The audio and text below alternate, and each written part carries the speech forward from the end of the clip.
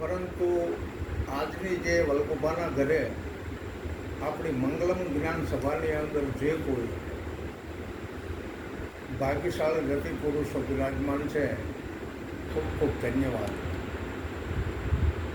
કારણ કે સત્સંગ સમાન કોઈ બીજું સુખ નથી. સત્સંગ સમાન કોઈ બીજું સુખ નથી.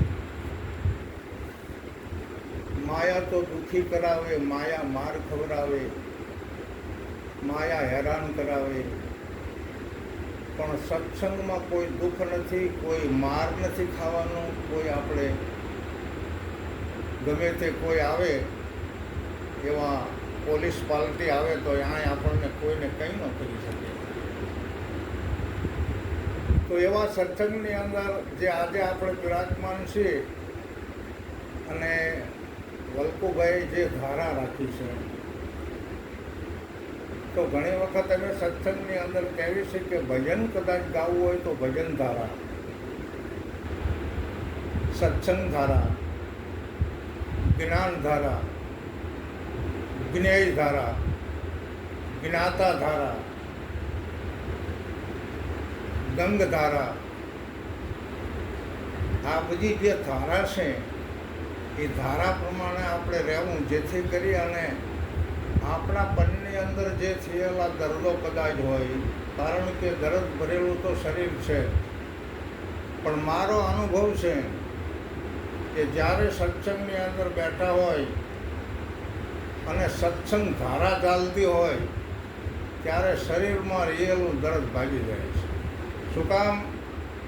કે આપણે તો નામની ધારામાં રહેવાનું છે, અને નામને નક્કી કરવા માટે આપણને સદગુરુ મળ્યા છે.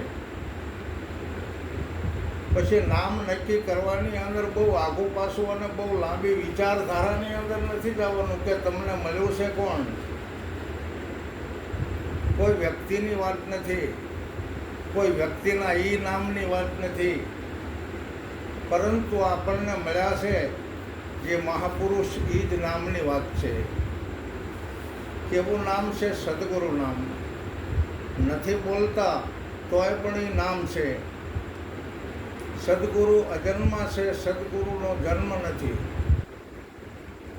અને એવા સદગુરુનું નામ જેને નક્કી થઈ જાય, અમે તો ઘણી વખત એવી રજૂઆત કરીએ છીએ કે સદગુરુ નામની અંદર આ બધા દેવદેવી અને ઋષિમુનિઓ અને વીરો એ બધા આ નામમાં જ સમાણા છે.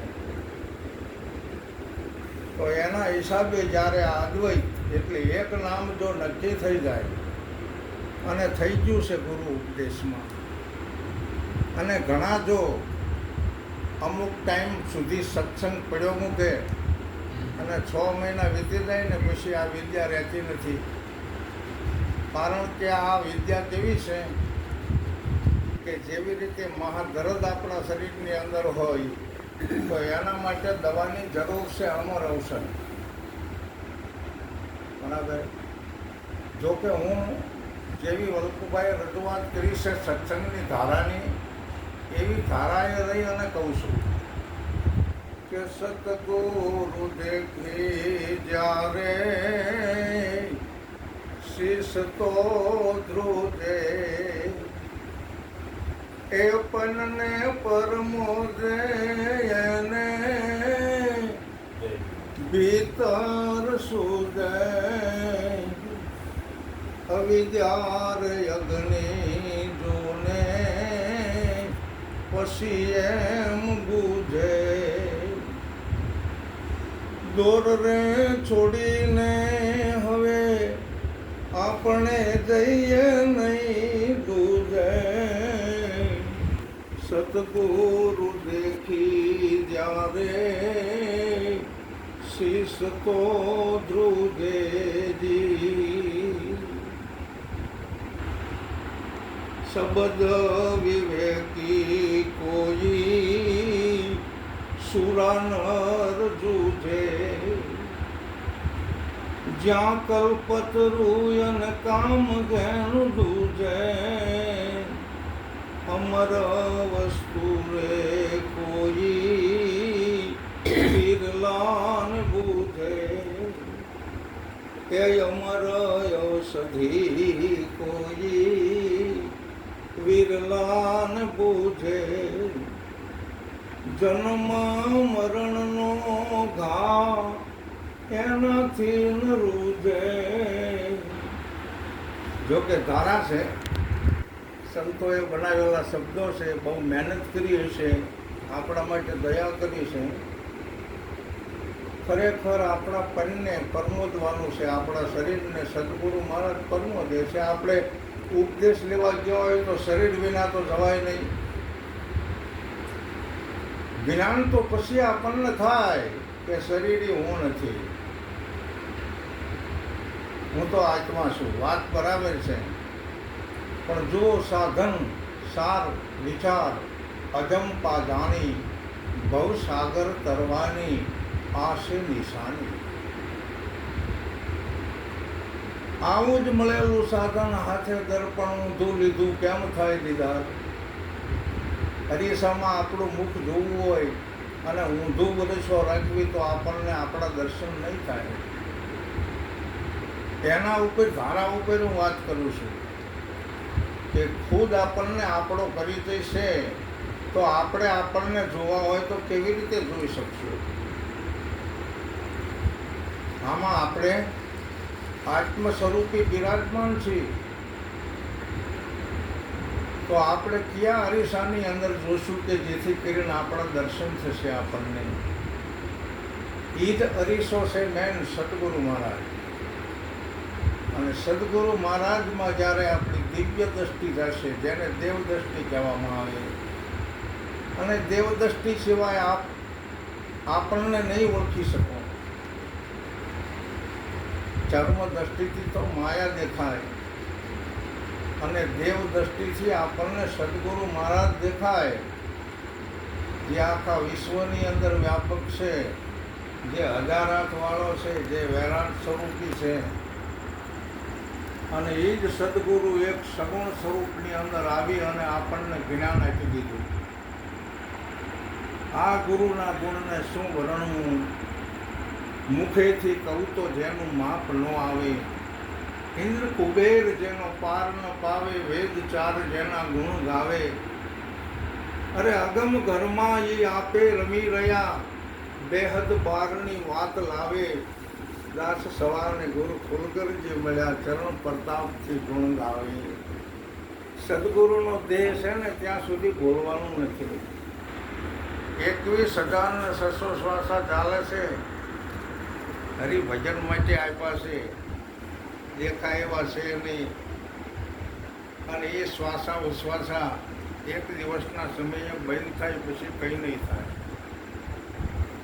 તો જે આપણને એક દોરનો આશરો, જેનું એક દોરમાં ચિત્ત, જે સદગુરુને રીઝાવશે, જેને જીતું હશે મન અજીત, જે દોરનો આશરો મળ્યો છે એ દોર છોડીને બીજે જવાનું નથી. કારણ કે બીજે જશો તો ભૂલા પડી જશો. અને સદગુરુએ બતાવેલો જે રસ્તો છે, એ સદગુરુનો જે દોર છે, એ દોરે જશો ને તો જ તમે સદગુરુના દેશમાં પહોંચી શકો ને. અને સદગુરુનો દેશ છે એ જ સતલોક છે, એ જ સ્વર્ગ છે, અને જીવતા જવાનું છે. આ શરીર પડી જાય પછી કોણ સતલોકની અંદર જાય? અત્યારે આપણે સતલોકની અંદર જવાનું છે અને જ્યાં છીએ, અરે અત્યારે આપણે સતલોકની અંદર બિરાજમાન છીએ એવું નક્કી થઈ જવું જોઈએ. આપણે અત્યારે માયાના દેશમાં નથી. આપણે અત્યારે સત્સંગ ધારાની અંદર છીએ ને તો આપણે સદગુરુના દેશમાં છીએ. આ સદગુરુના દેશમાં હીરાના આટલા જ છે, અને આપણે સુગરા છીએ એટલે જેટલા હીરા ઓરા એટલા આપણે વારવાના છે. દોર રે છોડીને જાય નીત જાય. શબ્દના વિવેકી બનવાનું છે. આપણી પાસે જો વચન હશે તો સત્સંગમાં જે શબ્દો આવશે એ શબ્દના આપણે વિવેકી જરૂર બની શકશું. જો શબ્દના વિવેકી આપણે બનશું તો ઉપદેશ જે સદગુરુનો છે એ જ કલ્પવૃક્ષ છે, એ જ કામધેનુ છે અને એ જ પારસમણી છે. પણ આ કામ ક્યારે કરશે કે જ્યારે આપણે સદગુરુ શબ્દનો વિવેકી બનશું. ત્યારે શબ્દ વિવેકી કોઈ સુરા ન રજૂ કરે તો સુરવીરનું કામ છે. પછી એવી અમર ઔષધિ જ્યારે આપણને પ્રાપ્ત થશે ને, એટલે જે જન્મ અને મરણનો હા એટલો બધો લાગેલો છે એ આ અમર વસ્તુથી જાગૃતિ થવાની. શ્વાસોશ્વાસ સમરણ કરીને કોઈ પૂર્ણ બ્રહ્મને પૂજે.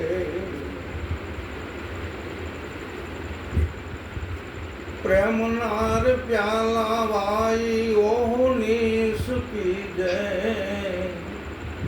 સતગુરુ દેખી જેના શીશ તો ધ્રુજે. શ્વાસોશ્વાસ સમરણ કરીને કોઈ પૂર્ણ બ્રહ્મને પૂજે. તો આ ત્રિગુણાતીત તારા દિલથી નથી જો ન દૂધે. સતગુરુ દેખી જ્યારે શીશ તો ધ્રુજે. પૂર્ણ બ્રહ્મની પૂજા કરવાની છે એકમાં. આપણા માટે સગુણ દેહવાળા ગુરુ મહારાજ બ્રહ્મ છે, બ્રહ્મ સોતર્ય છે, બ્રહ્મ સ્વરૂપ છે. એમાં બધા દેવદેવી અને ઋષિમુનિઓ અને 52 વીરો બિરાજમાન છે. આ એકમાં અનેક છે અને અનેક હોવા છતાં એક જ છે. શ્વાસોશ્વાસ સમરણ કરવાનું છે. તો ત્રિગુણાતીત પરમાત્મા જે રજોતમો અને સત્વ 3 ગુણના પતિ, જેને સદગુરુ ભગવાન કહેવાય,